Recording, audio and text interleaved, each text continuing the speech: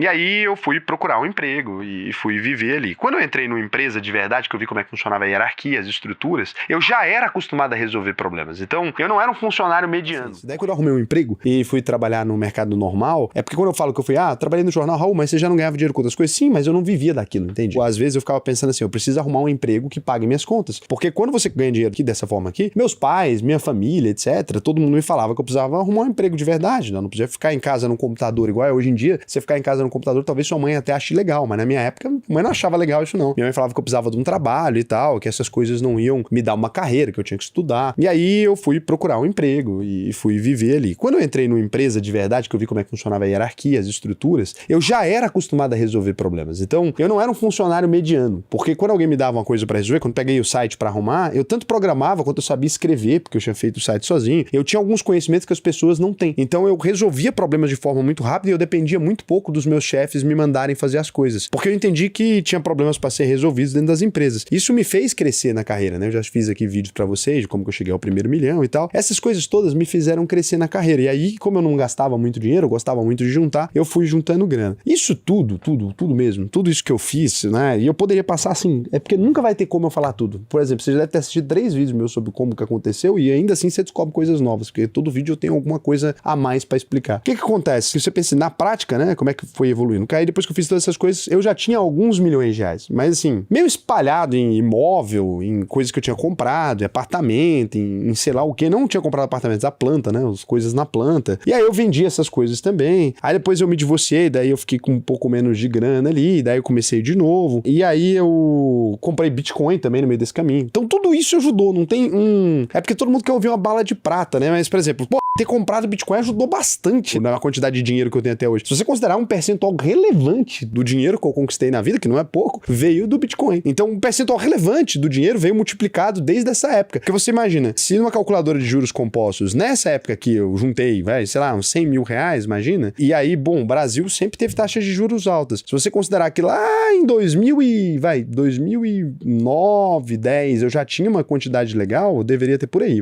uns 100 mil, não sei, eu não sei exatamente. Não tem como, eu já tentei puxar meus extratos no Bradesco. Mas vamos considerar que foi 2010, eu já tinha alguma coisa em torno disso? Vamos ver, deixa eu ver quantos anos eu tinha, porque aí dá pra gente saber. Não, na época que minha mãe morre, eu tive que gastar tudo.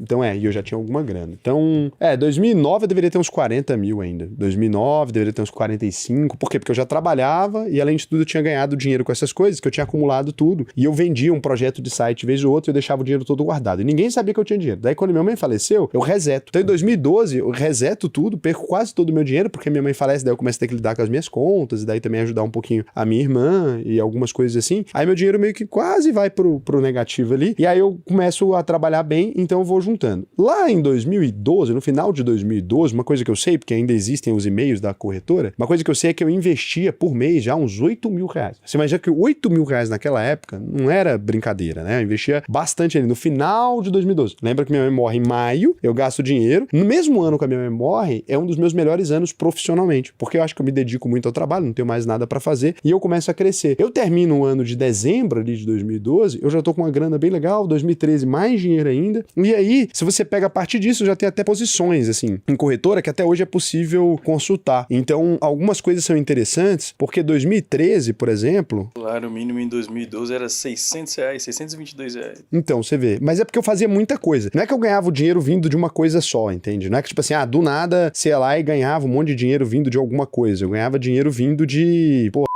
múltiplas fontes, né? Eu tenho um e-mail de 2015 aqui de corretora. Deixa eu ver, não apaguei mesmo. Esse e-mail aqui é interessante. Sou eu vendendo ações da Ambev. Sabe por quê? Não. Vender não, comprando.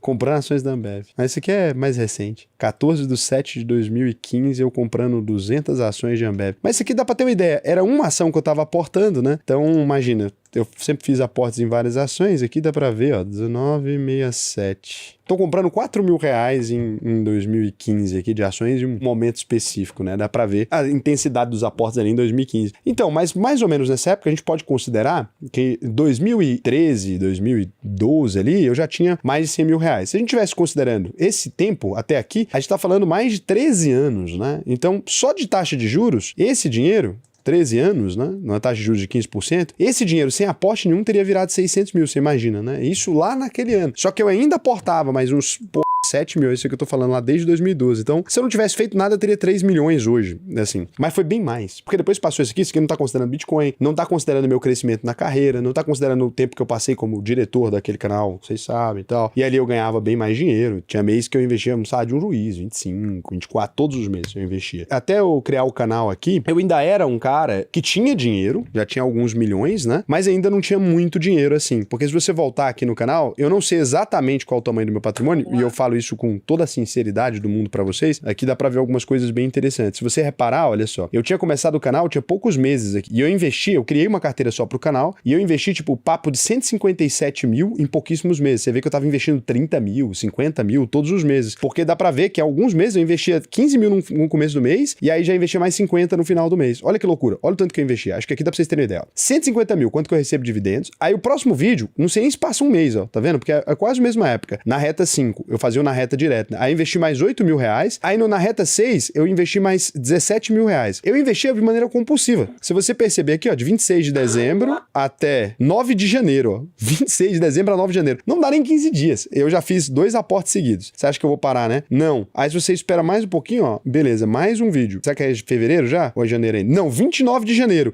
Eu invisto e eu já tô com 250 mil. É uma coisa meio mal explicada, né? Se você pegar aqui. Porque do nada eu vou fazer aportes. Acho que aqui...